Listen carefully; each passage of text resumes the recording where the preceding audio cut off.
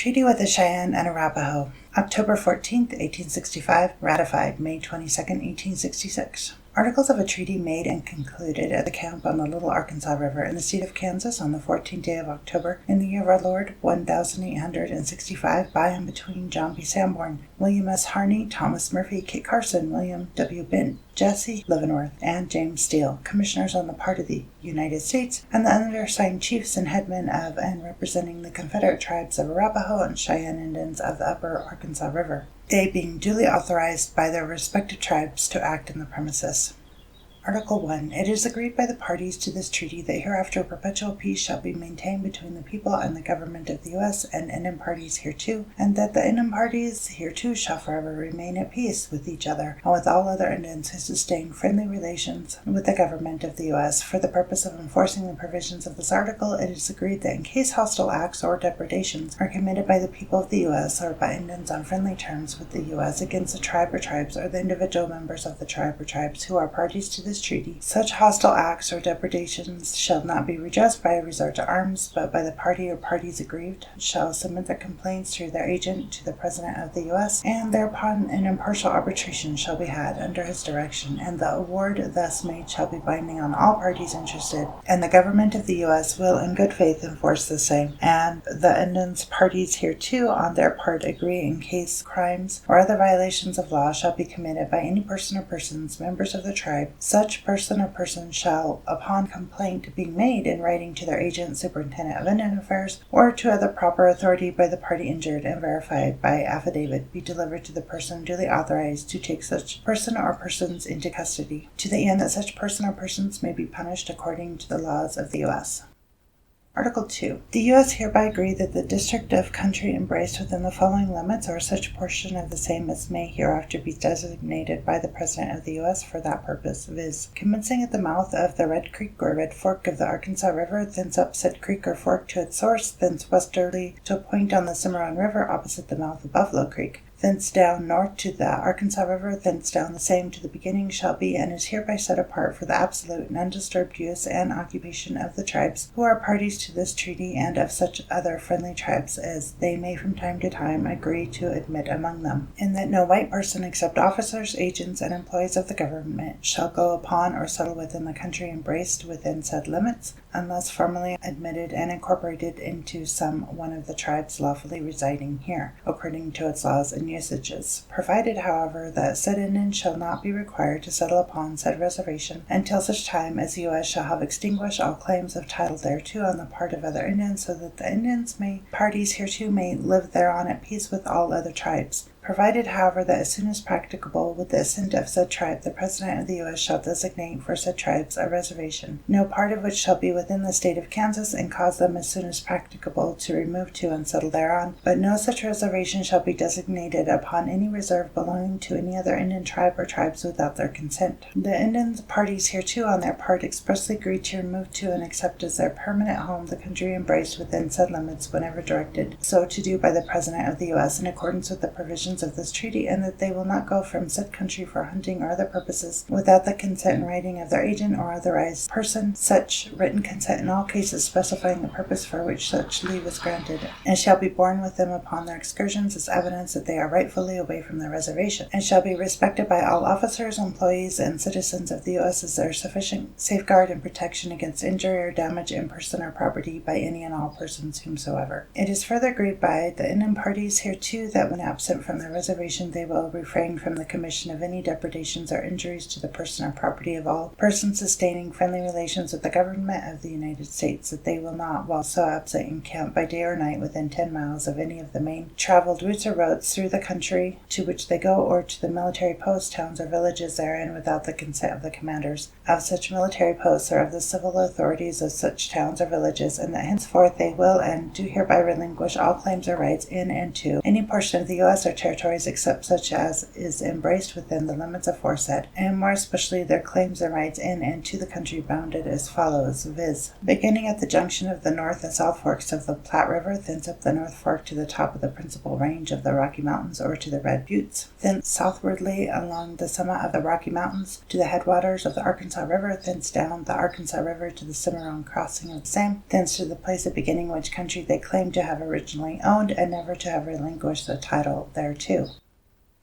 Article 3. It is further agreed that until Indian parties hereto have removed to the reservation provided for by the preceding article in pursuance of the stipulations thereof, said Indians shall be, and they are hereby expressly permitted to reside upon and range at pleasure throughout the unsettled portions of that part of the country they claim as originally theirs, which lies between the Arkansas and Platte rivers, and that they shall and will not go elsewhere except upon the terms and conditions prescribed by the preceding article in relation to leaving the reservation thereby provided for, provided that the provisions of the preceding article in regard to encamping within 10 miles of main traveled routes, military posts, towns, and villages shall be in full force as to occupancy of the country named and permitted by the terms of this article. Provided further that they, the said Indians, shall and will at all times during such occupancy without delay report to the commander of the nearest military post the presence in or approach to said country of any hostile bands of Indians whatsoever. Article 4. It is further agreed by the parties hereto that the U.S. may lay off and build through the reservation provided for by Article 2 of this treaty such roads or highways as may be deemed necessary, and may also establish such military posts within the same as may be found necessary, in order to preserve peace among the Indians and in order to enforce such laws, rules, and regulations as are now or may from time to time be prescribed by the President and Congress of the U.S. for the protection of the rights of persons and property among Indians residing upon said reservation, and further that in time of war such other military posts as may be considered essential to the general interests of the U.S. may be established. Provided, however, that upon the building of such roads or establishments of such military posts, the amount of injury sustained by reason thereof by Indians inhabiting said reservation shall be ascertained under direction of the President of the U.S., and thereupon such compensation shall be made to said Indians as in the judgment of the Congress of the U.S. may be deemed just and proper. Article 5. At the special request of the Cheyenne and Arapaho Indian parties to this treaty, the U.S. states agree to grant by patent and fee simple to the following named persons, all of whom are related to Cheyenne or Arapahoes by blood, to each an amount of land equal to one section of 640 acres, viz. To Mrs. Margaret Wilmarth and her children, Virginia Fitzpatrick and Andrew Jackson Fitzpatrick, to Mrs. Mary Keith and her children, William Keith, Mary J. Keith, and Francis Keith, to Mrs. Matilda Pepperdine and her children, Miss Margaret Pepperdine, to Robert Poisel and John Poisel, to Edmund Guerrier, Rosa Guerrier, and Julia Guerrier, to William W. Bent's daughter, Mary Bent Moore, and her 3 children, Adiah Moore, William Bent Moore, and George Moore, to William W. Bent's children, George Bent, Charles Bent, and Julia Bent, to Amachi, the wife of John Prowers, and her children, Mary Prowers and Susan Prowers, to the children of Ote Seatsi, wife of John Y. Sickles, viz. Margaret Minnie and John, to the children of John S. Smith, interpreter, William Gilpin Smith, and daughter Armama, to Jenny Lynn Crocker, daughter of Neo Soho, or Are You There, wife of Lieutenant Crocker, to Windsor, daughter of Town Na, wife of A.T. Windsor, settler, formerly at Fort Lyon. Said lands to be selected under the direction of the Secretary of Interior from the reservation established by the first article of their treaty of February 1861, provided that said locations shall not be made upon any lands heretofore granted by the U.S. to any person, state, corporation for any purpose.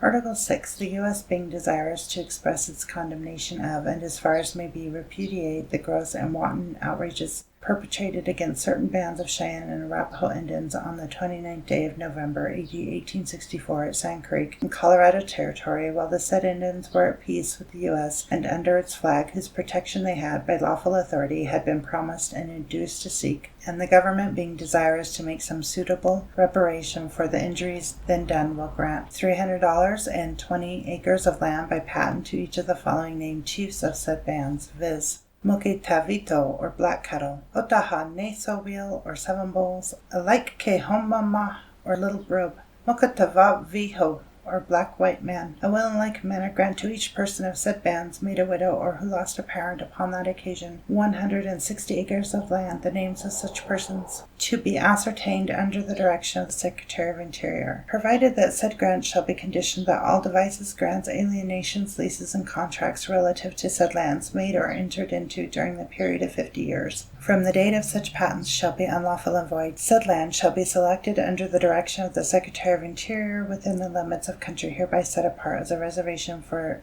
Indians parties to this treaty, and shall be free from assessment and taxation so long as they remain inalienable. The U.S. will also pay in U.S. securities, animals, goods, provisions, or such other useful articles as may, in the discretion of the Secretary of Interior, be deemed best adapted to the respective wants and conditions of the persons named in the schedule hereto annexed. They being present and members of the bands who suffered at Sand Creek upon the occasion aforesaid, the sum opposite their names respectively, as a compensation for property belonging to them, and then and there destroyed or taken from them by the U.S. troops aforesaid. Article 7. The U.S. agree that they will expend annually during the period of 40 years from and after the ratification of this treaty for the benefit of Indians who are parties hereto, and of such others as may unite with them in pursuance of the terms hereof in such manner and for such purposes as, in the judgment of the Secretary of Interior, for the time being will best subserve their wants and interests as a people. The following amounts, that is to say, until such time as Indians shall be removed to the reservations, is provided for by Article 2 of this treaty, an amount which shall be equal to $20 per capita for each person entitled to participate in the beneficial provisions of this treaty, and from and after the time when such removal shall have been accomplished, an amount which shall be equal to $40 per capita for each person entitled. As aforesaid, such proportion of the expenditure provided for by this article as may be considered expedient to distribute in the form of annuities shall be delivered to said Indians as follows, viz. 1/3 thereof during the spring and 2/3 thereof during the autumn of each year, for the purpose of determining from time to time aggregate amount to be expended under the provisions of this article. It is agreed that the number entitled to its beneficial provisions the coming year is 2,800, and that an accurate census of the Indians entitled shall be taken at the time of the annuity payment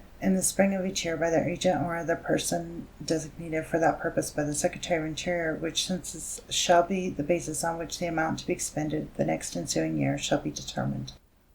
Article 8. Indian parties to this treaty expressly covenant and agree that they will use their utmost endeavor to induce that portion of the respective tribes not now present to unite with them and accede to the provisions of this treaty, which union and accession shall be evidenced and make binding on all parties whenever such absentees shall have participated in the beneficial provisions of this treaty.